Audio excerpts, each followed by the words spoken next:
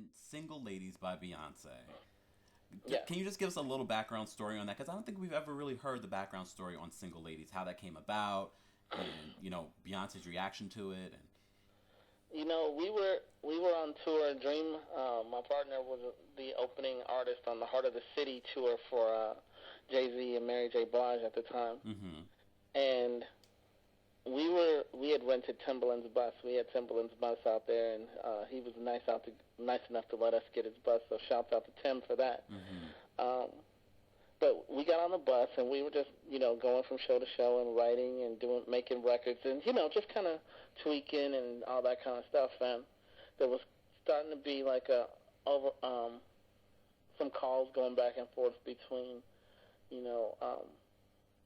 the camps and stuff, saying, when we get to New York, there's a possibility that Beyonce might want to get in the studio with you guys. Oh, wow. And sure enough, when we got there, because we were doing Madison Square Garden for 3 nights, so I think we were touched down in New York for about 5-6 days.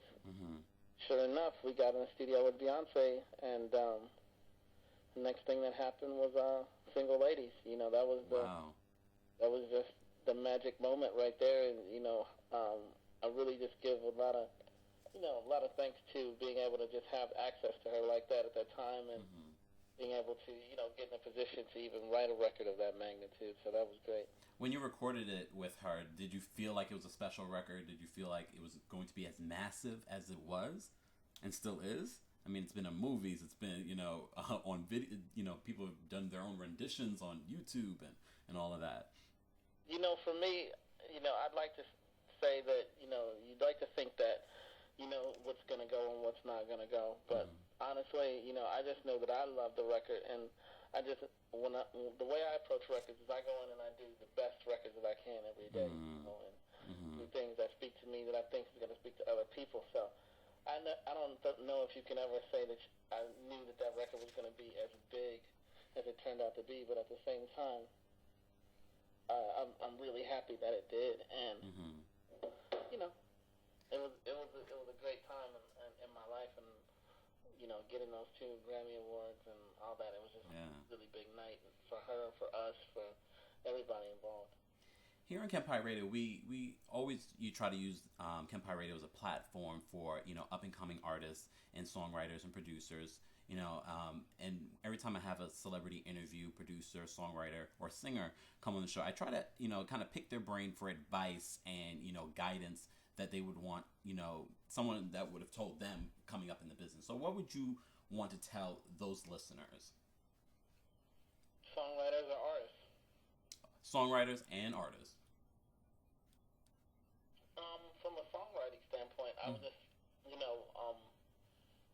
I would just tell them to make sure that the stories are thought out, and make sure that the perspective of the room that they're writing from, of how they get to the concept of their records, are special. Titles stand out. That the verses are memorable and infectious, and that there's a certain amount of memorability to the records, because that's what we're always looking for, is the hooks, and we're always looking for someone to say the same thing, but a different way than somebody else has said it. More people see a car crash different ways, so we're always looking for the most interesting way that could be said. Yeah, wow. And I mean, that would be kind of my advice to a songwriter. But on an artist side, I would say, with all the things that are going on with the internet that people complain about,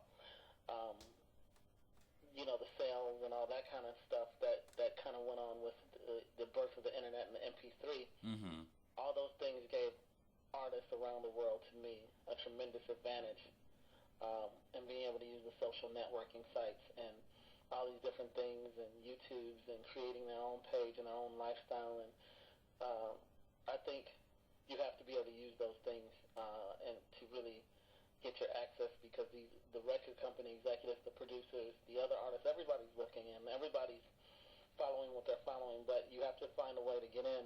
And right now, I just feel like if you're anywhere around the world, you have an advantage now, because you can be discovered from wherever you are. Most definitely. And quickly, I just want to kind of, you worked with so many different artists. I just want you to give us, the first thought that comes to mind when I mention a particular artist, okay? Okay. Celine Dion. Celine Dion is massive. She's rich. Usher. Incredible. Ciara. Underrated. Neo. Outstanding songwriter. Michael Jackson. The greatest of all time. Janet Jackson. Oh, I was supposed to say something nice. I'll go on. Wow. Britney Spears. Unfortunate. Katy Perry. That's my baby. I love Katy. Whitney Houston. The voice. Shantae Moore. Precious. Lionel Richie. My favorite. I want to kind of go back. Beyonce, you are you currently working on the new Beyonce record? Everybody wants to know about this new Beyonce record.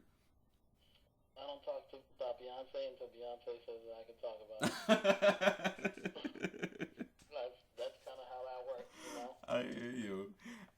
And I know that you have your Red Zone Records. Can you tell everyone a little bit about that? And, you know, who can we expect coming out from your camp? Red Zone Records is the company that I'm going to launch in 2011.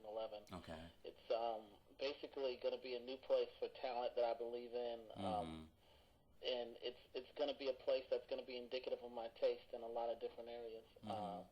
So we're going to have everything from R&B to a little pop music to a little hip-hop to, you know, anyone is capable of being signed at my label. It's not going to be genre-specific. It's going to be a label that's about taste and about quality and about people who love what they do and about particularly artists that would make it and would do music to the day they die without me.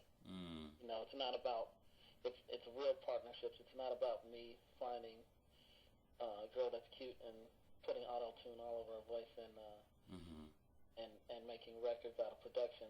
The artists that I'm really getting involved with are going to write their own songs. They're going to sing their own songs. They're going to really make their own albums alongside with me. So it's going to be a platform for just the people that are really serious about what they do. 20 years from now, what would you like someone to say about you and your work? I don't know. I don't want to put it out there, but I hope they say it.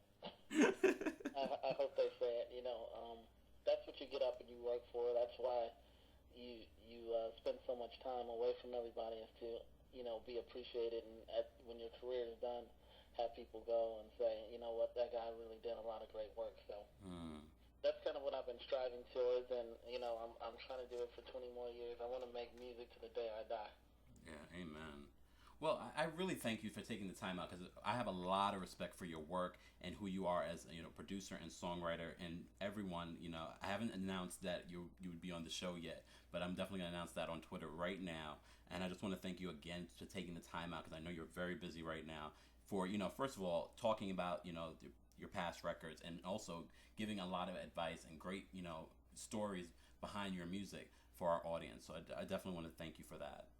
Oh, thank you. I appreciate you having me. No problem. And before you go, can you just do a quick radio drop? You know, you can do it any way you like. You know, this is Tricky Stewart, and you're listening to Kempire Radio. Yep. Hey, this is Tricky Stewart, and you're listening to Kempire. I'm sorry. Kempire. Kempire. Kempire. Yeah. Hey, this is Tricky Stewart, and you're listening to Kempire Radio. Thank you, Tricky. First, you know, one other question I had. How did you get the name Tricky? My mom gave me the name Tricky. It's for me playing football when I was younger and just being hard to tackle because I was little. Started calling me Tricky, and here I am, you know, 36 years later, and people still calling me Tricky. It's kind of embarrassing, ain't it? Well, I appreciate you. You're very, very talented, and I know you're just going to be even bigger than you already are. So thank you so much for coming on the show. Thank you very much. Have a great night. You too. Have a great holiday. You too.